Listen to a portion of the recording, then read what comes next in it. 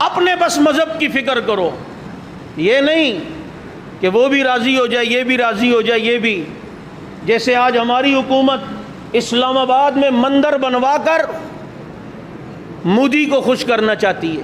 اور ظالموں، وہاں پر انہوں نے مسلمانوں کی مساجد کے ساتھ کیا کیا، مسلمانوں کے ساتھ کیا کیا، بابری مسجد کے ساتھ کیا کیا.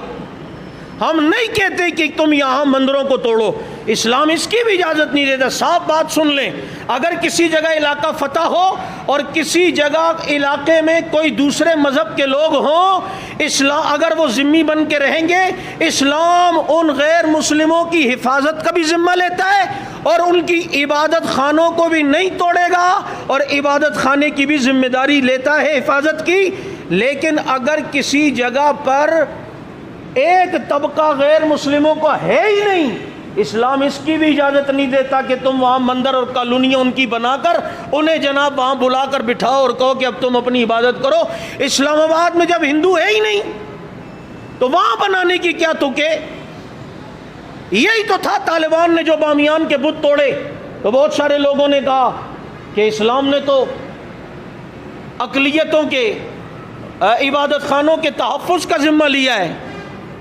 تو وہ لوگ تو چونکہ شریعت جانتے تھے اور ان سے زیادہ کون جانتا ہو، تو انہوں نے یہی کہا نا کہ اسلام وہاں عبادت خانوں کی حفاظت کا ذمہ لیتا ہے جہاں جس علاقے میں اس مذہب کے لوگ ہوں اور عبادت خانے میں جاتے ہوں.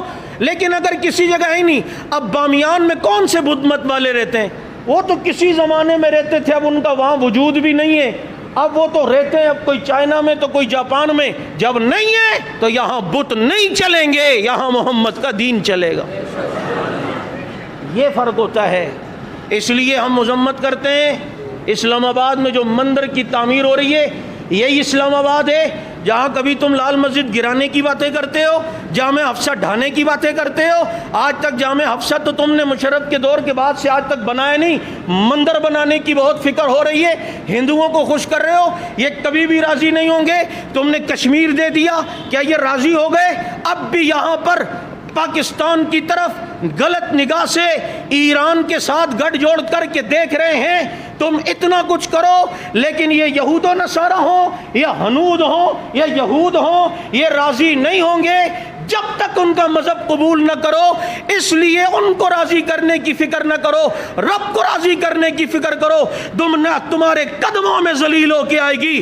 یہ خطیبانہ جملے نہیں ہیں، یہ مبلغانہ جملے نہیں ہیں، حقائق پر مبنی ہیں. مشاہدے میں یہ بات شامل ہے، تمہارے افغانستان کے اندر غریب طبقہ جس نے کسی کو راضی نہیں کیا، رب کو راضی کیا. 43 ملک ان کے گھٹنوں پر آ کر بیٹھے، گھٹنے ٹیکے، ان کے قدموں کے آگے بیٹھے، اور دنیا کو ان طالبان نے بتایا ہے جو رب کا ہوتا ہے رب اس کا ہوتا ہے، جو رب کا نہیں ہوتا پھر اس کا کوئی بھی نہیں ہوتا.